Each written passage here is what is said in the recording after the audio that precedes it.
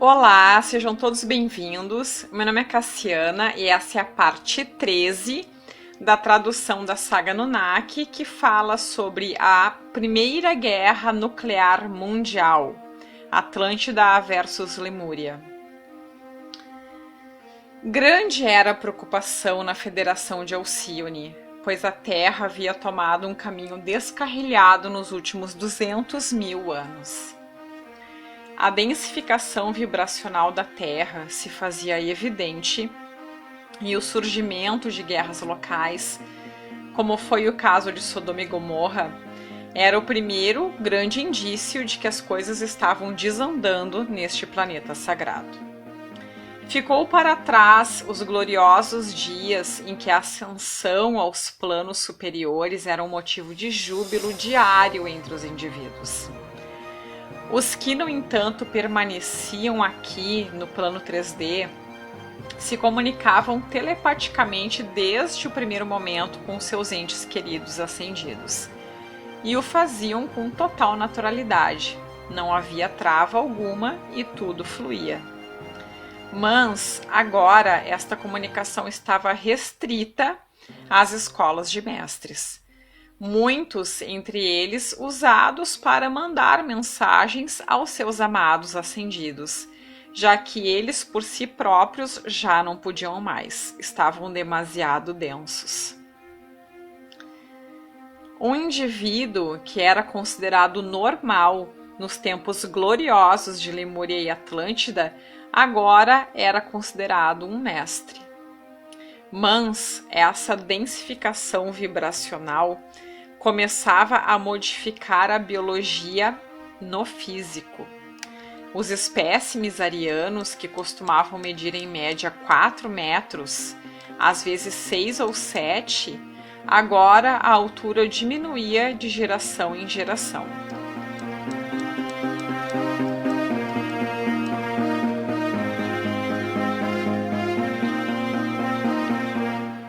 O mais triste de tudo foi que tentaram reverter essa degeneração cientificamente, quando a origem era espiritual.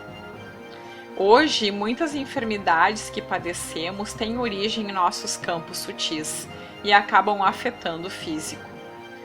Na Lemúria e, sobretudo, na Atlântida, se entregaram a uma corrida insana pela tecnologia. Começaram a fazer experimentos genéticos realmente cruéis. Eram tempos de ciência sem consciência. Houveram conflitos entre cientistas e sacerdotes, sendo esses últimos, por fim, desdenhados na melhor dos casos, e em algumas vezes, inclusive, assassinados. Posteriormente, também houve choques entre os clãs sacerdotais, alguns mais espirituais e outros amigos do poder e dos cientistas. Fruto dessas disputas, se começou a dar início a um fim dramático. Já dissemos no capítulo dedicado a Lemúria e Atlântida que nas escolas sacerdotais se praticavam rodas de magia com a geometria sagrada. Mas aqui começou-se uma manipulação dos mestres a seus pupilos, já que se deram conta de que podiam não somente guiar as energias dos demais, mas também eram capazes de apossar-se delas, recarregando-se com a energia alheia. E essa foi a porta aberta ao começo da prática da magia negra como ferramenta de poder e controle por parte das elites científicas e sacerdotes escuros. Esse pacto de poder inclinou a balança definitivamente para a densificação atlante. Muitos canalizadores comentam que tanto a Atlântida quanto o Egito caíram em um dado momento na magia negra e puseram tudo a perder irreversivelmente. Com tudo isso, a Federação fez enormes esforços diplomáticos por muito tempo. E nisso estamos falando de tarefas de dezenas de milhares de anos. Nesse ponto, ganhou importância as colônias de outras raças, que viviam tanto na Lemúria quanto na Atlântida. Eram geralmente colônias humanas de outras federações com as quais se tinham boas relações. Essas colônias estavam formadas por indivíduos que tinham a missão de facilitar a cooperação em todos os âmbitos.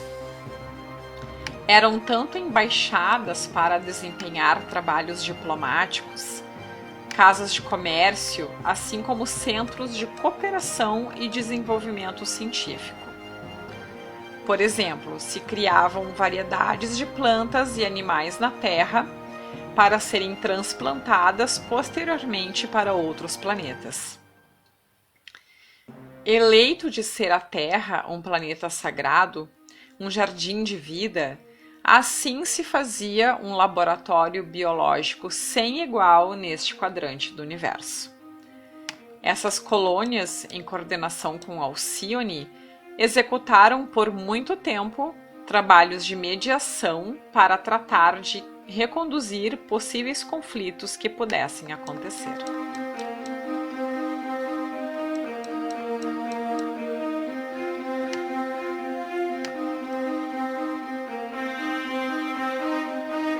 Se haviam passado uns 450 mil anos da destruição Anunnaki de Sodoma e Gomorra, a colônia andariana de Sírius. Os esforços e avisos de Alcione fez com que os Anunnaki fossem auditados de alguma maneira em seus movimentos e simplesmente se dedicaram, sob o comando de Enlil e Enki, a fortalecer suas bases africanas, Egito e Cáucaso, e sobretudo o Oriente Médio, onde havia enormes portais dimensionais naturais, que facilitavam as viagens interdimensionais. No terreno diplomático, as antigas disputas no plano astral 4D com as hordas de Satã cessaram definitivamente. Começaram a ter um certo acercamento consciente de que deveriam conviver, apesar de que as relações estivessem muito distantes da amizade.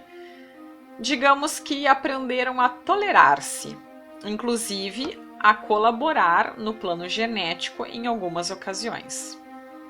Considerando este ponto em comum, tanto a ordem satânica de Órion quanto a facção Anunnaki haviam formado parte, no passado, da ordem de geneticistas a serviço de Lúcifer e da Fonte. Fez com que, com o tempo, se estabelecesse uma convivência tranquila entre ambos, essas similaridades que tinham entre si. Enquanto os demais povos, os Anunnakis tiveram boas relações com os Atlantes, já que estes, por sua vez, estavam cada vez mais afastados de Alcione. Em sua densificação, admiravam o poder tecnológico e militar Anunnaki. Apesar que muitos dentre eles eram reptilianos e outros humanos, cada vez mais tinham mais e mais pontos em comum. A colaboração foi, ao passo dos milênios, cada vez mais estreita. E, no fundo, crescia um certo desejo Anunnaki de uma terra de raças totalmente pleiadianas, todavia livres da Federação de Alcione.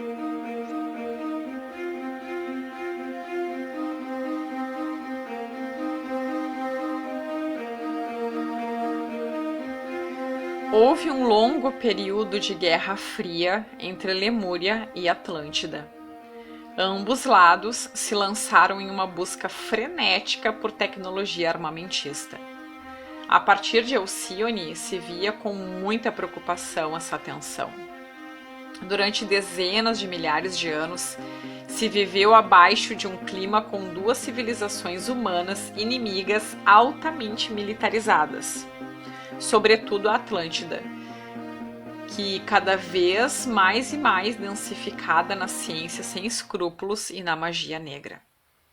Era um cenário demolidor e difícil de reverter. As elites dominantes estavam cada vez mais embriagadas de poder. Em um dado momento, difícil de enquadrar temporalmente, mas que sugere em torno de 320 mil anos, se desatou finalmente o conflito.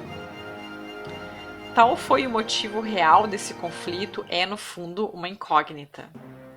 Mas imagina-se que, após dezenas de centenas de anos de tensão, uma estupidez qualquer, de qualquer um dos lados, foi o estopim, desencadeando uma guerra atômica mundial. A destruição foi terrível, dado a capacidade bélica de ambos. A maior parte das cidades pereceu em poucos dias num cenário dantesco. Não havia vitória possível para nenhum dos lados.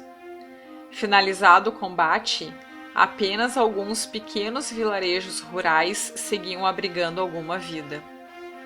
Essas cidades eram tão pequenas e contavam com tão poucos recursos que mal tinham como sobreviver elas mesmas.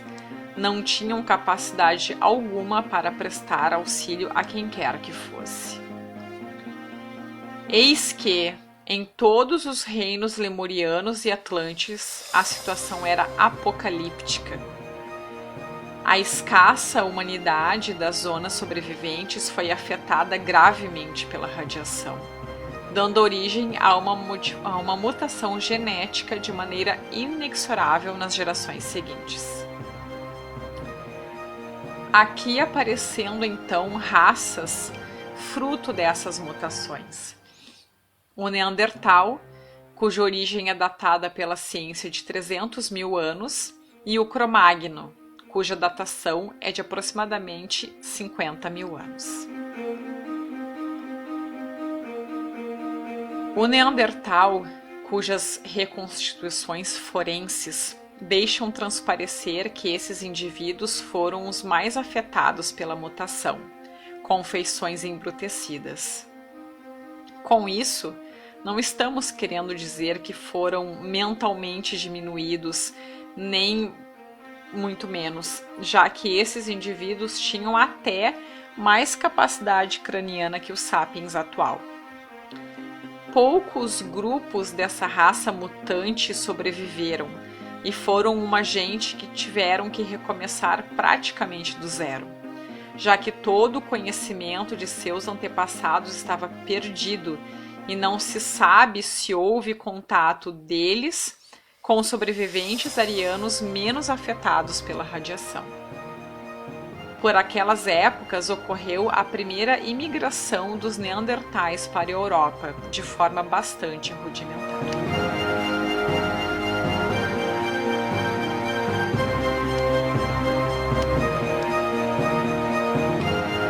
A controvérsia maior está no Homo de Cro-Magno, já que a ciência data entre 30 e 50 mil anos atrás, sendo essa data relativamente recente.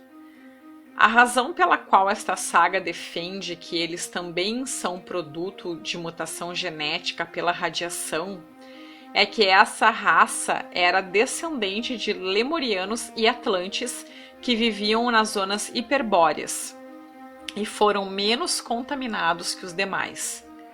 Nessas épocas, essas zonas não estavam cobertas de gelo e eram terras de bosques exuberantes. Nos mitos visigodos, há referência de uma Groenlândia de campos e bosques verdes. E, após a glaciação, e por essas zonas hoje estarem cobertas de gelo, é o motivo pelo qual a ciência atual não encontra fósseis do homem de Cro-Magno com datações tão antigas. Apenas contam com aqueles que emigraram para a Europa em tempos mais recentes. Após toda a guerra e a tragédia ocorrida em 2 continentes terrestres, os Anunnaki se viram, da noite para o dia, como a raça dominante do planeta. Situação em parte sonhada e agora estava ao alcance da mão. A Federação de Alcione se viu obrigada a reforçar laços diplomáticos com o Anunnakis, visto que eram agora a única raça com tecnologia e infraestrutura suficiente para seguir no desenvolvimento genético no plano tridimensional. Então é isso, pessoal. Essa foi a parte 13. Agora a gente vai para o próximo capítulo, na tradução da parte 14, que fala sobre a criação do homem terrestre. Espero que tenham gostado. Um abraço e até lá!